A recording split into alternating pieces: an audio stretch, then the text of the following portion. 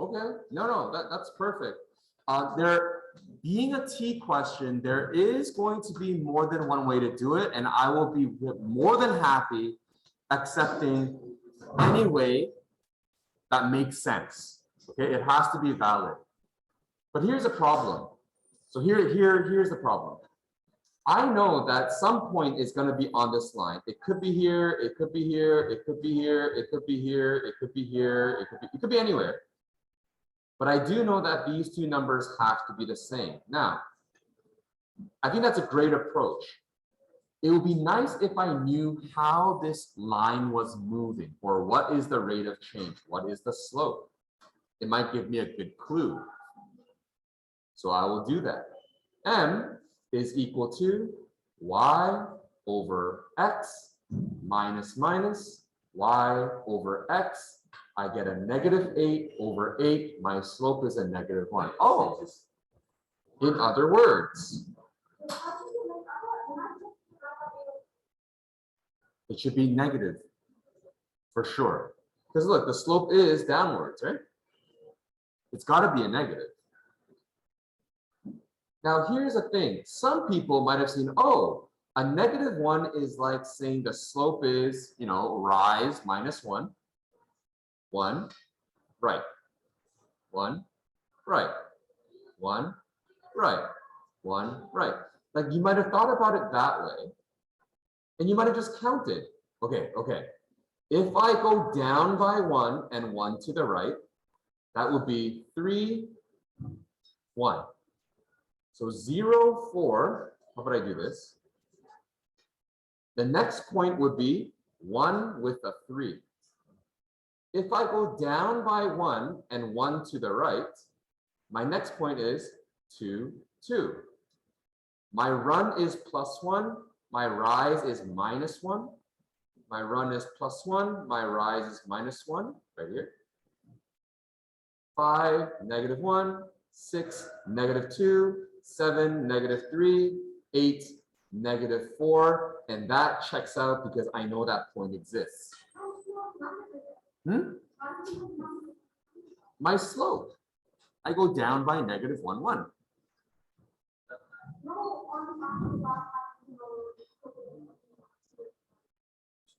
Here on the chart, I didn't.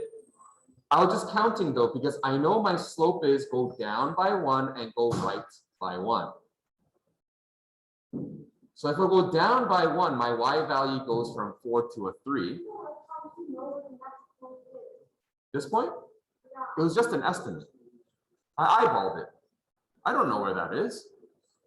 But again, I do know that I'm going down by 1 and to the right by 1. Let me continue. Out of all of these x and y values, which one has both a and b identical? This one. The k value must be 2.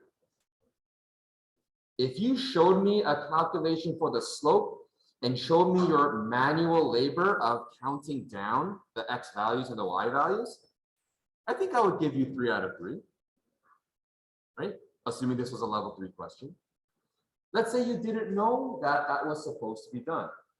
Take a look at what I'm doing. This is going to be something I would encourage people to do because it involves more algebra. Consider this.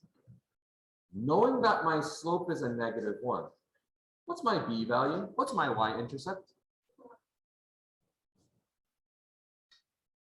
That means this line right here has an equation y equals -1x plus 4. Would you agree? Yeah? If I'm looking for a point on this line, the x and the y's are going to be equal. In fact, forget the equal sign. If my x is a k, I can try. Give me a second. If my x is a k and my y is a k, why not take this and plug it in? You get yourself k equals -k plus 4. And the rest is algebra. Let's put all the like terms together. Oh, okay. Plus k and k equals 2. Ta-da. There's more than one way you can do it. I can't hear you at all. Well, I want to bring all the k's to the other side. Do you remember this from our algebra unit? Yeah. Yes. Pardon? Is there a way for you to do it? Nope. Preferably, if you were really testing your mettle, I like this more because this style, this kind of thinking can also help you for grade 10, grade 11, so on and so forth. Remember, we are trying to get to a point where we are not dependent on the graph. You don't want to use the graph. So can you do this without using the graph? Would put you on at a very strong level. Well, I don't use a graph here, right? No, I can give, instead of telling you the graph points, I can say there's a 0.04 and a 0.8 negative 4, and I don't show you the graph at all, right? So it's a challenging question. But now that you see the answer, are you doing anything we haven't learned before? No. It's hard to connect the ideas because it's a thinking question. But you know how to do y equals mx plus b. You know how to do algebra. You also know how to count down using a table of values. With that said, my next challenge to you is number 4. Let me pause the video. I want you to try number 4. Give it an honest chance. Okay, so to answer David's question of I calculated the slope using these points, but I don't know why. Here's why you're supposed to calculate the slope. Tell me what the clue was, right? It goes through the point, xy. So this is my x, that's my y. It also goes through the point, this is my x and that's my y. But this is parallel to the x-axis. What does that mean? What does being parallel to the x-axis mean? The line is? Yeah, I mean, it could touch it indefinitely. The m is the same, the m is the same, and what is m? No, what is the number? What is the value of m for a horizontal line? Oh, you guys are killing me. Just do this instead, okay? It's a 0. Being parallel to the x-axis means the slope is a 0. What does that mean? 3 is my x. Let's pretend it's 3 here. 8 is my x. I don't know what the k value is, but I do know that the slope is a 0. So to answer David's question, why did I calculate slope? I know that the slope is a 0. I also know that the slope is y over x minus yx. In this case, it's 2k plus 1 over 3 minus 4k minus 5 over 8. That is equal to 2k plus 1 minus 4k plus 5 over negative 5.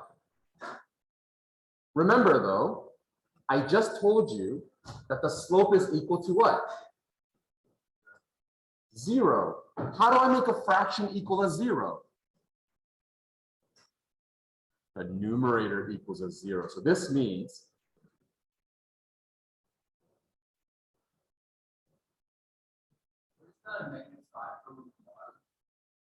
right here. Oh, that's 8 minus 3, or 3 minus 8. Take a look. 0 is equal to negative 2k plus x. Can you solve that? I hope so. Let me finish this question. Yeah, it's 4k minus 5. Oh no, careful. It's minus 4k minus 5. So it becomes negative 4k plus 5. So when you do that, this becomes negative 6 equals negative k. K is equal to a 3. That's a tough one. I would say this is like 3.5, possibly even 4, but more like 3.5. I've linked this Waterloo website on our Google Classroom, yes. Okay, so you can go back to it anytime you want. But these are thinking questions, and I want to show you the caliber in which I might ask you a question, because now that we are getting into this equation, this x and y, this y equals mx plus b, very mathematically heavy stuff, we can ask very interesting questions based on simple formulas like slope. Because it translates into a picture. We can approach it in so many different ways. It really tests if you are able to look at things in a variety of different angles. And that does not come naturally. You have to build that skill a little bit every day. It's not like normal math where you study for an hour and you're like, I know how to do this now. It's not like that. It's not like fractions where you do 100 questions, you're like, oh, fractions are easy. No. Thinking skills, critical, deep understanding skills comes from doing a little bit every day. So all of you who are really good procrastinators, if you have plans on going to university, good luck with that. You will not survive, at least in my humble opinion, you will not survive situations like university and grad school and masters and PhDs and stuff like that from simply cramming knowledge. You need to have deeper and deeper understanding, have the ability to think for yourself. So for those of you who are approaching it from a slope perspective, good for you. I'm hoping it was because you saw that there was something to do with slope because it mentioned parallel. Some of you may not have gone in this direction, but you might have gone at it from a visual, from a graphical perspective. And that's okay too. Take a look at how I might solve this from a graphical perspective. I'm going to draw this out. And I'm going to say, 3, 2k plus 1. Let's pretend it's right here. And then 8, 4k minus 5 is right there. And I know it's going to be there because the question told me that it has to be parallel. If it's parallel, my x value will change, but what will my y value be? Are they different? Yes or no? Are the y values different? Yes or no? Come on. Be wrong. No, they won't be different. They will be the same. So if you do it from a graphical drawing perspective, you can say with confidence that these two things are equal to each other. Wouldn't you agree? Yes. Because they're parallel, they're at the same y level. And so they must be the same. And so all you have to do is solve this and you get your K.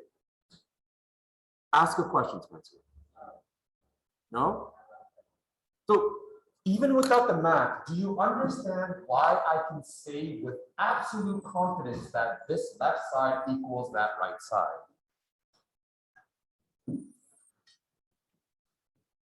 I'll explain it one more time. The question said these 2 points are parallel, as line with these 2 points are parallel to the x-axis, which means they are horizontal. which means these 2 points have the same y value. That's a very long extended connection. Like an analogy, it's basically saying if A equals B and then B equals C and then C equals D, that's why A and D are equal. If you're walking out with the other class, go join them forever.